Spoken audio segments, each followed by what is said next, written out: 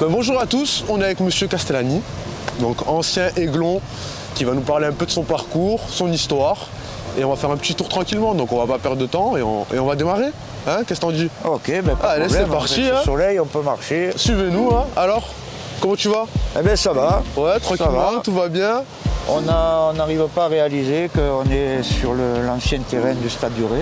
Ça a changé, hein? Ça a changé, c'est un beau jardin, mais on a quand même encore nos marques, puisqu'ils ont gardé ce petit bout de populaire. De la populaire, ouais, le petit coin. Et il y avait l'ancienne tribune.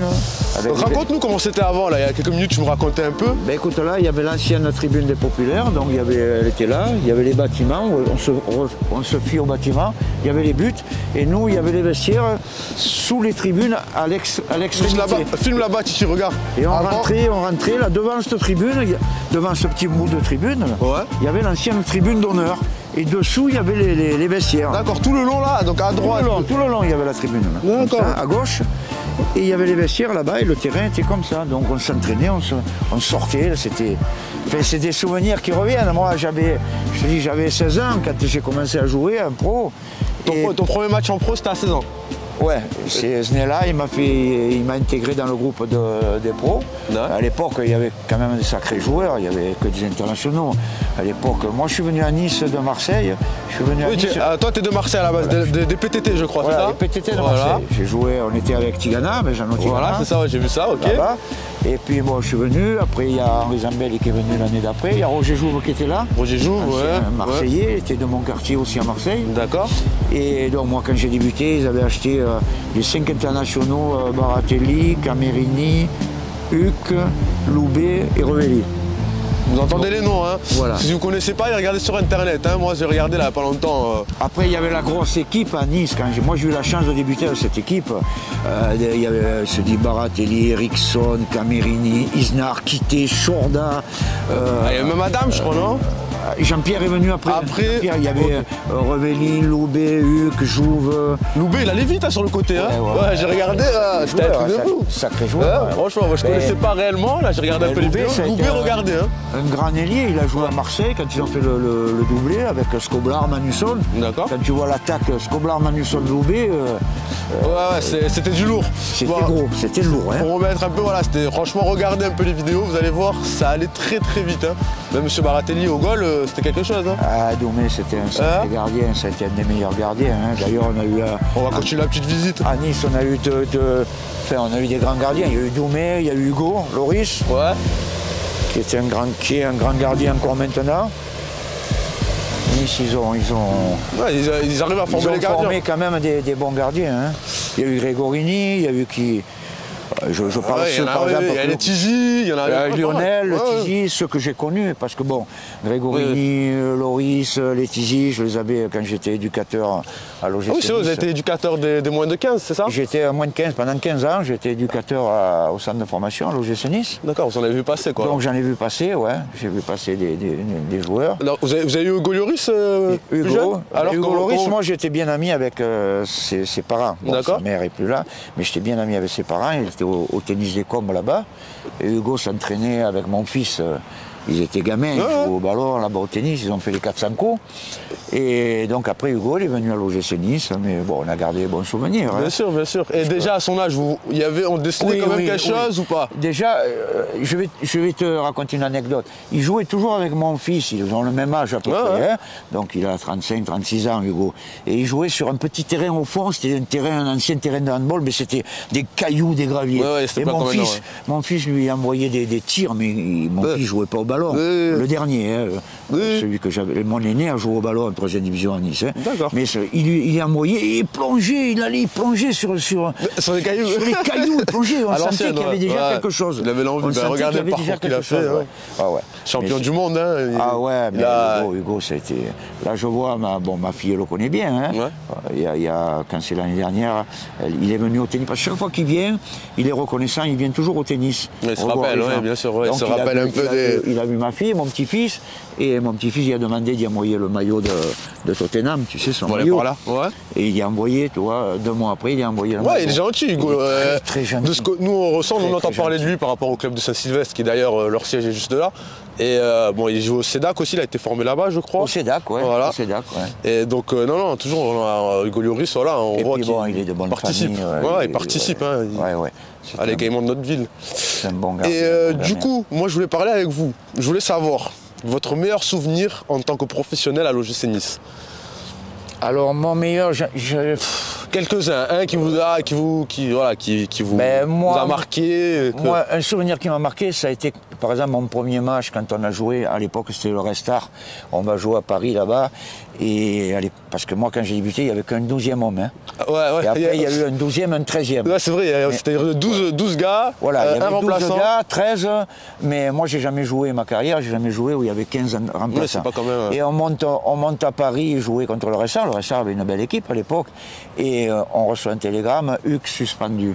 Donc, Albert Gall, le kiné de l'OGC Nice à l'époque, avec Jean Znella, ils disent, il y avait le petit, moi j'étais monté 12e homme, tu vois, mais j'avais 16 ans.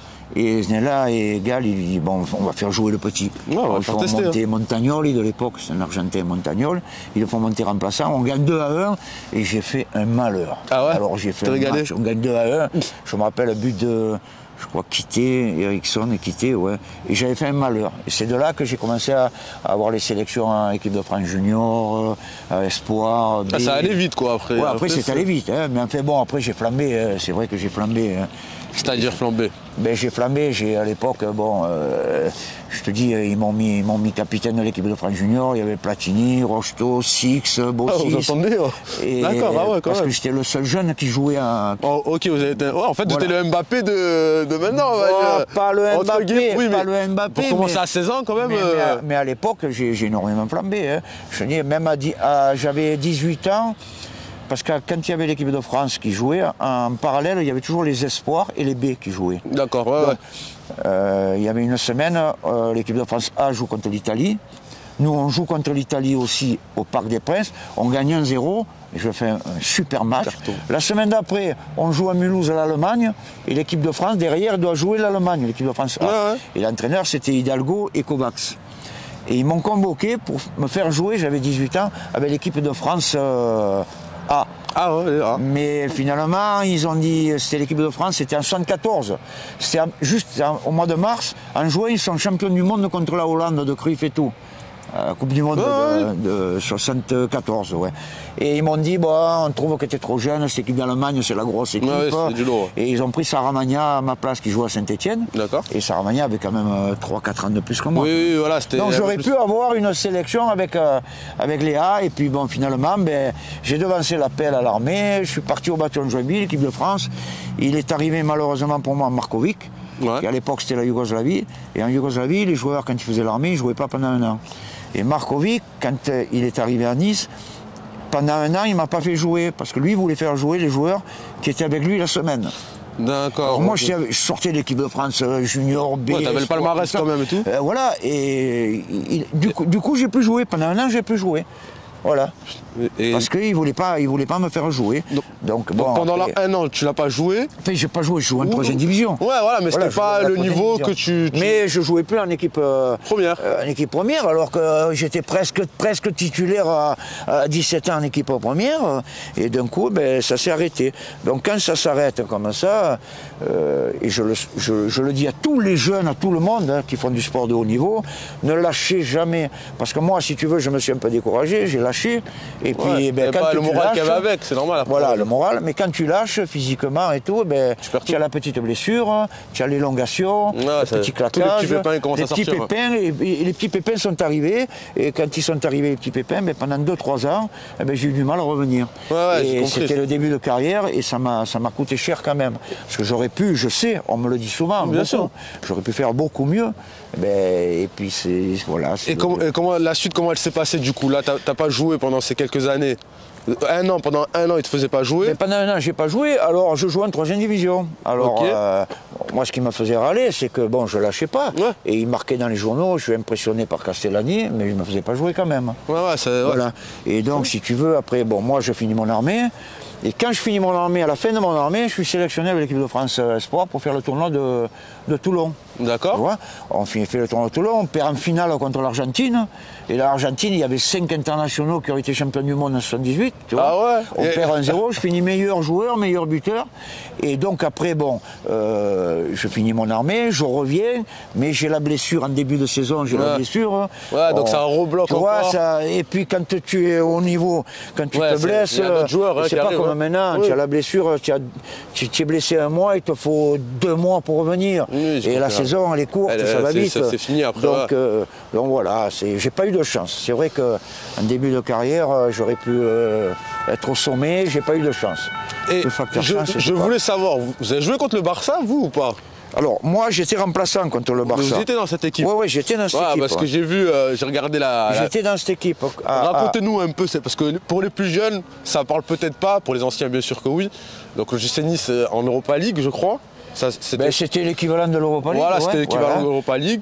Vous avez affronté le FC Barcelone. Alors, on a affronté Barcelone. Alors, Barcelone, de Cruyff, hein, même s'il n'avait pas joué. Cruyff venait de signer à Barcelone. Ah, il venait de signer, il n'était pas qualifié. Il était joueur, il venait de l'Ajax Amsterdam. Cruyff il avait signé à Barcelone, mais il n'était pas qualifié contre nous. Il a été qualifié après. Le match après, le retour. Donc nous, on gagne. Je crois qu'on gagne 3-0. 3-0 ici, et on perd 2-0 là-bas. Ouais, c'est ça. Et on perd 2-0 là-bas. Donc pour moi, ça a été un sacré souvenir. Hein. Mais après, il y a encore, on joue au Fenerbahçe, on se qualifie, on joue au Fenerbahçe. Alors on gagne 4-0 contre Fenerbahçe, 4 buts de Molitor. Et après, on va en Turquie. Il était bon celui-là aussi, hein, Molitor. Molitor, il était avançant de l'équipe de France. J'ai vu, attends, c'était un super joueur et c'est un bon gars. C'était du lourd, hein. Moi, à Nice, j'ai eu la chance de connaître des messieurs. Voilà. Des joueurs, mais des messieurs surtout. Quand je vois tous les noms qu'il y avait dans l'équipe pendant votre époque, l'époque où vous avez joué, c'est que des grands noms, c'est des grands messieurs. C'était franchement, voilà, et on voyait qu'il y avait monsieur Jean-Marc Guillou aussi. Il y avait Jean-Marc Guillou. Jean-Marc Guillou. Qu'est-ce que vous en pensez de ce joueur? Dites-nous-en un peu plus, parce que nous en ce moment, on parle beaucoup de monsieur Jean-Marc Guillou par rapport à son académie qu'il a créée en Afrique et tout ça. Donc on voulait savoir un peu qu'est-ce que vous en pensez de ces systèmes-là. Voilà, on va parler un peu de ça, parce que Jean-Marc, vous l'avez côtoyé. Jean-Marc, au départ, il a vu juste, hein, il a monté cette académie, je crois qu'au début, c'était l'académie en Côte d'Ivoire. En Côte d'Ivoire, je crois, ouais. Il a monté cette académie, et puis après, quand on voit le football maintenant, il y a beaucoup d'Africains, et bon, mais lui, il a vu juste déjà, il y a 25 ans de ça, il avait déjà vu, hein. Donc il a monté cette académie, il en a monté, je crois, 3 autres, ouais. Et puis bon, mais il a démarré comme ça, et puis ça lui a bien réussi. Et puis, c'est des concepts qui commencent à prendre un peu au fur et à mesure du temps. D'ailleurs, nous on a créé l'académie. Bon, c'est pas du même style, mais c'est vrai que c'est des concepts qui se développent. Et voilà, c'était une petite aparté sur monsieur Jean-Marc Guillou. On va parler un peu de l'actualité de l'OGC Nice d'aujourd'hui. Donc on est 2e au classement, si je dis pas de bêtises. Oui. Avec monsieur Christophe Galtier. Seul 2e en plus. Seul 2e. Seul 2e. Hein, vous êtes plutôt Marseillais ou Niçois? Non, du coup, on va au sujet. Voilà, nous, à ce moment, on se côtoie beaucoup, on est souvent avec Roger Jouve et Henri Zambelli. Ouais. Henri Zambelli qui est revenu vivre sur la côte.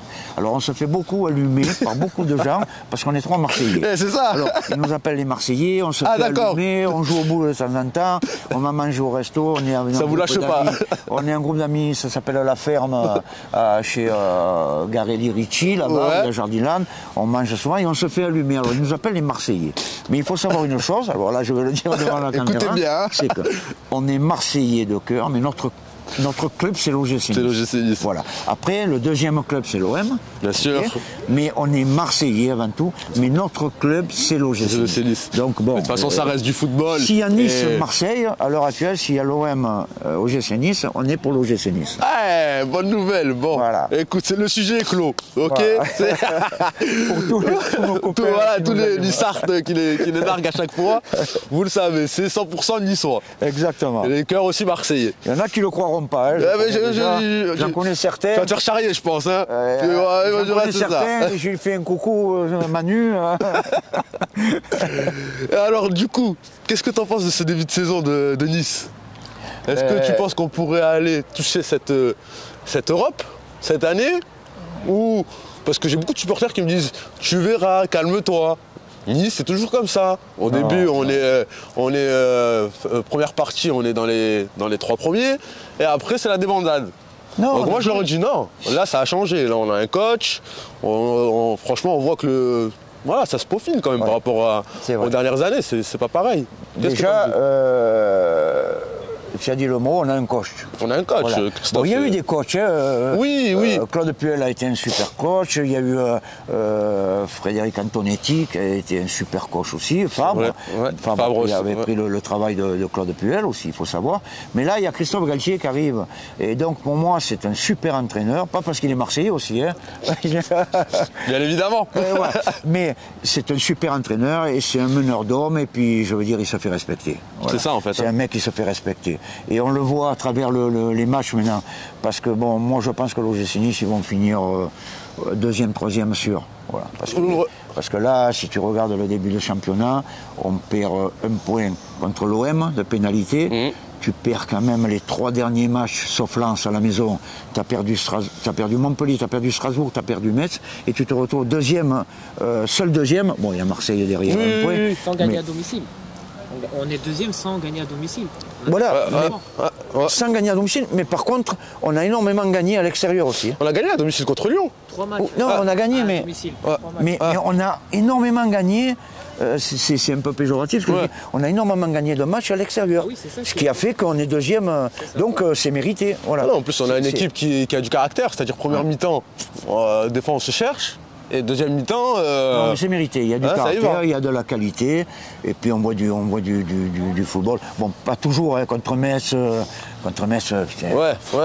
T'as des matchs où t'as envie de leur dire bon voilà. Ouais, on s'ennuie. T'as envie de dire. Mais Nice, je pense que cette année, ils vont faire une belle saison. Ouais, ben j'espère. Moi, je pense qu'ils vont accrocher l'Europe. Maintenant, il faut que l'équipe. Il y a Pablo Rosario. Je sais pas si tu vois que c'est le milieu de terrain là. Ils ont un milieu de terrain qui est vraiment pas mal. Je pense que lui, il a été dans l'équipe de Liga, je crois, hein, cette semaine. Le numéro 6. Franchement, il est très très bon. Et non, mais ils ont des bons joueurs. Malgré que Lemina est parti à la Coupe d'Afrique, Youssef Attal aussi. Bon. Après, ils ont repris Amavi, qui a remplacé Camara. Aussi, Amavi, l'arrivée d'Amavi, qu'est-ce que t'en dis, toi? Je pense que c'est une bonne chose, l'arrivée d'Amavi. Même pour le club, hein. Non, mais pour le club. C'est un ancien de l'OGC Nice. Apparemment, c'est grâce à son transfert qu'ils ont construit le nouveau centre. Donc, exactement. Parce qu'il y a beaucoup de supports. C'est ce qui a été dit. Hein. Le transfert d'Amavi a financé une partie du c'est ça, une partie, oui. C'est ce qui a été dit. Parce qu'il y a beaucoup de supporters qui étaient un peu comment ça il revient. Moi je pense que c'est une bonne chose. Après à voir ce que ça va donner, mais un mec d'expérience comme ça. Non, mais il y a une bonne équipe là, cette année, il y a une bonne équipe, ils s'entendent bien. Tu as un mec comme Dolberg, tu le vois les derniers matchs, là, il est bien. Tu as Delors aussi. Toi, même Delors, regarde le dernier match, il a été remplaçant, mais quand il joue, il est au top, il est bien. Tu as des Attal, bon même. Il ne joue pas tout le temps, mais c'est le super joueur. Quand il rentre, il fait la différence. C'est vrai. Non, il y a un bon groupe. Voilà. Et je pense qu'il a instauré un bon groupe. Mais écoutez, on espère que pour la suite, ils vont accrocher l'Europe. Hein. On va les suivre là. Le prochain match, c'est contre qui joue, tu sais ou pas? Nantes. Demain contre Nantes. Ouh là là là là. Demain, ils reçoivent Nantes. Nantes, ils sont pas trop bien. Je pense qu'on va. J'espère parce que gagner pour garder cette deuxième place. Voilà. Parle un peu de la jauge un peu. Ah oui, la jauge. Qu'est-ce que t'en dis toi? Alors la jauge. Histoire de jauge. Alors la jauge à l'heure actuelle, elle est 5000 spectateurs, c'est ça? Spectateurs. Mais je pense qu'il y a eu un changement là. Il y a un changement qui va sortir la semaine prochaine. Et par exemple, je parle sur Nice, l'Alliance Riviera, on va pouvoir jouer devant 20 000 spectateurs. 50% ils ont. Voilà, ah ouais, 50%. Il y a la jauge de 5 000 plus 50%. Donc, ça n'a pas été voté encore. Mais je crois que ça se fait la semaine prochaine et c'est l'équivalent de 20 000 spectateurs à Nice. Donc, bon, c'est une bonne nouvelle. Voilà, c'est une bonne nouvelle. Hein. Ouais, parce qu'on avait difficulté déjà à remplir le stade. Alors si en plus de ça, on nous met à 5 000 spectateurs, ça va être tendu, mais bon. On va voir qu'est-ce qu'il va se dire la semaine prochaine, hein, écoutez.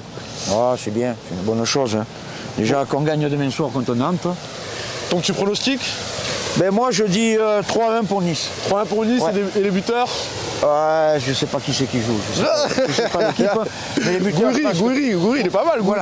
Voilà. Ouais, mais il y a lui, bon, il y a Dolberg, ils sont tous pas mal. Il y a Delors. Non, mais ils sont bien, ils sont bien. Il n'y a pas un joueur qui. Voilà, ils sont plusieurs pour en marquer. Tu vois, c'est pas le mec qui fait des hat-tricks, des doublés, c'est l'équipe. Je sens que c'est l'équipe. Voilà. Ils sont complémentaires, c'est l'équipe. Alors le buteur, je sais pas. Ben, parce que tu es un attaquant. Gouiri, Dolberg et Delors. Allez, les trois. Les trois. J'ai dit 3-1, voilà. Ouais, c'est réglé. Toi, en tant qu'ancien attaquant, quel conseil tu pourrais donner aux jeunes attaquants qui nous regardent dans cette vidéo et qui essayent de passer le niveau ou de percer tout simplement dans le monde professionnel? Quel serait le conseil que tu pourrais leur transmettre? Ben, le conseil que je peux leur donner, c'est déjà de jamais rien lâcher, surtout pour un attaquant. L'attaquant, il faut qu'il joue avec confiance. Bon, il faut qu'il soit entouré, c'est l'entraîneur, les joueurs ou quoi, mais qu'il garde toujours confiance et qu'il joue un peu avec l'instinct, tu vois. S'il commence à calculer, l'attaquant, il n'est pas bon, il faut qu'il prenne des risques maximum, tu vois. Ouais, il faut qu'il se libère. Qu'il travaille, qu'il se libère, et puis qu'il travaille. Un joueur de football, quel que soit le sport, quel que soit le métier, il y a le travail, ça paye toujours.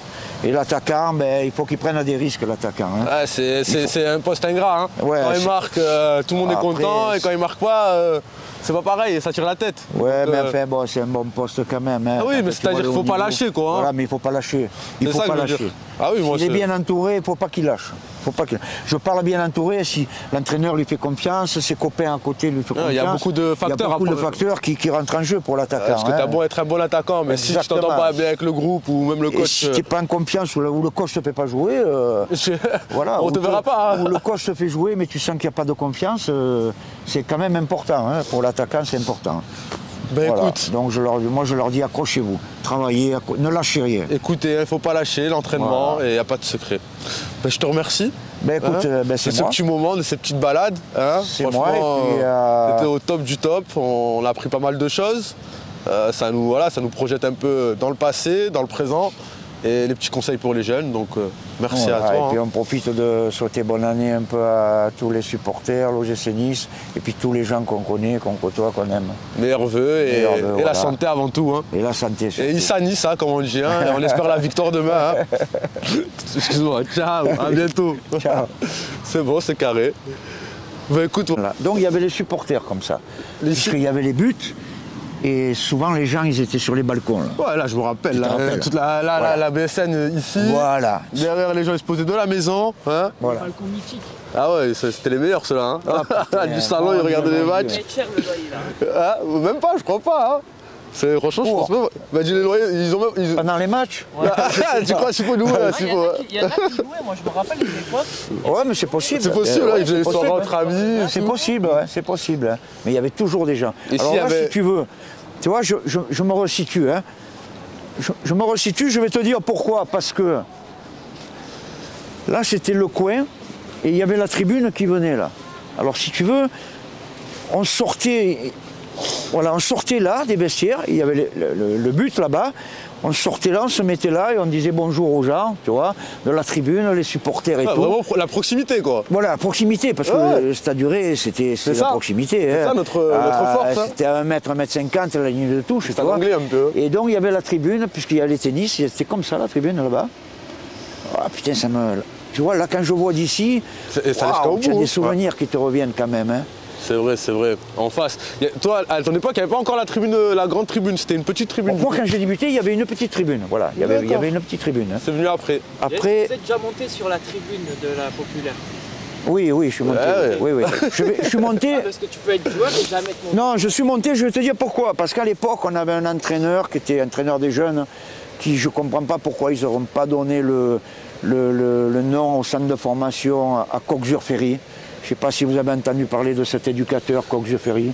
C'est celui qui a fait venir tous les joueurs, Jouve, Zambel, Imois, Bravo. Et vous l'appelez pas monsieur, je crois? Monsieur Ferry. J'ai lu un article. Monsieur Ferry. Apparemment, il comptait les maillots, il disait attention. Un mec extraordinaire. Et ce gars-là, il était. Parce que là-dessous, il y avait les ateliers de la du stade, il y avait une piste buvette, c'était spécial. Et nous, quand on est arrivés, on était jeunes, avec Henri Zambel et Roger Jou, ils venaient jouer aux boules là, ils nous menaient. Donc on montait souvent, nous, on n'avait pas débuté encore avec les pros, on montait déjà sur cette tribune des supporters. Mais c'était le Stade du Ré, c'était notre nouveau club, puis on débutait dans la vie, dans notre vie de footballeur. Donc oui, je suis monté dans cette tribune, ouais, ça c'est sûr. Putain, quand tu vois ça, là, bon. Et sur cette, ça fait bizarre, dans ce vestiaire-là, quand on avait fait, tu sais, à l'époque, il y avait les joueurs, quand ils faisaient un transfert, il y avait un match d'exhibition pour le transfert du joueur. Ouais. Et quand Dick Van Dijk est arrivé de l'Ajax Amsterdam, est arrivé de l'Ajax Amsterdam, mais la grosse équipe d'Ajax, ils sont venus jouer, on a fait un match amical. Et je faisais partie de ce match amical. Et c'est là où Johan Cruyff m'a donné son maillot de l'Ajax Amsterdam, que j'ai toujours. D'accord. J'ai toujours. Oui, et c'était dans cette tribune, il y avait les vestiaires. Cette tribune-là. Oui, la tribune qui est plus. Ah, d'accord. L'ancienne tribune d'honneur. Elle était tout le long, là, comme ça, voilà. Venez, on va monter un peu là-haut. Et là, c'était, voilà, elle était comme ça, les supporters. Voilà, putain. Mon Dieu. Bon, là, on remémore les souvenirs. Là, il y a les images qui te reviennent quand même. Hein. Là, venez, on va s'asseoir tout en haut. Là, en plus, c'est propre. Mais j'étais pas assis à l'époque. Hein. On s'assoit tout en haut. Putain, alors voilà. Là, quel effet ça vous fait? Ah putain, c'est un peu mouillé.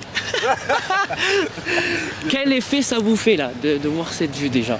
Alors, déjà, cette vue, j'ai dû l'avoir une fois ou deux, hein, parce que je suis déjà venu. Mais j'avais pas, moi, cette vue. La vue que j'avais, c'était dans les tribunes là-bas, et sur le terrain. Tu vois, là, au bord, il y avait le terrain. Là où tu as les palmiers, il y avait le but. Là, il y avait la tribune, hein, par rapport à l'angle, là. La tribune était comme ça, donc le terrain était comme ça, là. Et nous, on sortait, on était là, voilà, on était là. Et il y a des images qui te reviennent de suite. Et qu'est-ce que ça vous fait de voir le paysage comme ça maintenant, complètement changé? Je suis quand même ému parce que il y a ce paysage, c'est un beau jardin qu'ils ont fait, mais ce qui me reste quand même, tu vois cet immeuble là-bas en pierre, l'immeuble avec le pan de mur en pierre là. Ouais. Eh ben, ce petit immeuble là, ça nous est toujours resté à nous. D'accord. Cet immeuble fait partie du Stade du Ré. On voyait cet immeuble tout le temps, on se garait là-bas devant et tout. Ça faisait partie des vieux bâtiments? Ah oui, ouais. D'accord. Ouais. Donc pour vous, tout ce qu'il y a là, c'est nouveau, les bâtiments bleus... Là c'est nouveau, mais si tu veux, en me resituant, tu vois, là où on est, je m'imagine encore le stade comme il était. Par contre, à gauche, là-bas, ce qu'ils ont fait, changé. Alors là, c'est pour moi, honnêtement, c'est une verrue ce qu'ils ont fait. Alors là, les architectes, là... Ils ont voulu être écolos sur la ferme. Oh là. Vous n'aurez pas, il y a des échafaudages encore? C'est pas beau. Hein. On dirait que c'est un chantier encore. Attends, tu sais, je sais pas si tu... C'est vraiment et même pas dans les années 50, 60, il n'y avait pas tous ces bâtiments, c'était vide un peu, non? C'était plus alors, clean. Ces bâtiments que tu vois là, oui. Là-haut, il y a, je crois que c'est Las Planas là-bas. Las Planas ont été construits dans les années 60. 60. Là, c'est les HLM, là, Saint-Maurice aussi. Ça a été construit dans les années, je pense, 60 aussi, tu vois. Donc ces immeubles-là n'y étaient pas. En haut, ça n'y était pas, tu vois, ces immeubles-là-bas. Mais après, moi, j'ai pas connu, mais ces immeubles-là que tu vois, là, c'est quand même des beaux immeubles qui étaient quand même. Ça, c'est années 80 quand même. La plupart des immeubles qu'il y a ici. Au-dessus, là-bas? Ça existait déjà dans les années 80. Ouais, 80. Oui, j'y étais, ces immeubles, j'y étais, la cité, là. Tout ça, ça y était, là, tu vois, voilà. Ça y était, quand on jouait les années 80, ça y était, hein. Bon, bah écoutez... Il n'y a que le stade qui est parti, voilà. Ça a duré. Il reste les souvenirs. Ah, mais les souvenirs... même si on ne vient pas là, les souvenirs, on les a quand même. Hein. Tu peux pas oublier. Tu peux pas oublier. Eh oui. Bon, bah écoutez les amis, la séquence elle est terminée. Ça a été un plaisir de faire une interview avec vous. Mais c'est gentil, moi de même. On a essayé de vous recevoir pas trop dans le froid. Non, ça va. Mais bon, voilà. Hein. C'était un bon moment. C'était un bon moment. Exactement. Avec le beau soleil, il n'y a pas un nuage. Tranquille, au top. Maintenant, suite, demain, en espérant qu'on dise contre Nantes. Demain. Quel pronostic, toi? Dis-moi, Titi. Ah. La dernière fois, tu nous as dit match nul. Hein. Parce que je me suis dit, c'est la reprise. Brest, c'est une équipe costaud. Je m'y attendais pas. Je m'y attendais pas, franchement. Contre Brest, vous, 3-0? À Brest, Ouais. moi j'avais dit qu'on gagnait. Tu penses? La semaine dernière, Ouais. moi j'avais dit qu'on gagnait. Ouais. 3-0, franchement. Hein. Ouais. Par contre, j'ai vu le match, on a eu un peu de chance au début. Hein, Ouais. parce qu'il y a Ouais. Benitez, il nous fait des sacrés Ah, arrêts. oui, hein. oui, Ouais. franchement. Hein. Mais, Je crois que ça a été un record en plus, Ouais, rien ouais, à ce qu'ils ouais. ont dit. Hein. mais Un Nice, record ils sont Benitez. bien. Moi, ils sont capables. La preuve, Petit regarde. coucou à Benitez. Tu permets ça à la maison, tu vas faire un match nul à Paris. Tu vois, c'est comme ça. Non, mais là- Tu perds à la maison Strasbourg, tu vas gagner à Rennes. Non Puis mais Rennes était bien. Donc, là, demain, écoutez là, demain c'est Nantes, il faut gagner. Ah, Et bien sûr. rappelez-vous les amis, le dernier match de Nantes, il y avait une jauge de supporters aussi. Donc est-ce que c'est un signe? Rappelez-vous l'année dernière, c'était le seul match qu'on pouvait voir en confinement, c'était le match de Nantes. Ah ouais? Ah, tu te rappelles pas? Ah, c'est pas sérieux tout ça. Ouais, c'était le match de Nantes. Ah, c'était le match de Nantes. Il y avait la jauge avec Nantes. Non, mais là, il faut gagner parce qu'à domicile, ça va pas. Il faut qu'on gagne à domicile. Il faut que la deuxième partie de saison, Ça va le faire. on soit plus costaud à domicile. Il Et faut qu'on- continuer les et résultats. continuer à sérieux, hein. l'extérieur, bien sûr. Ah oui. Allez, nickel. Bah écoutez, on se fait le débrief demain soir, hein, après le match. Hein. Donc Ouais. rendez-vous demain soir, Kiki. Monsieur Castellani, on se revoit très bientôt. Bien sûr. Et puis, bon vent à tous. Merci.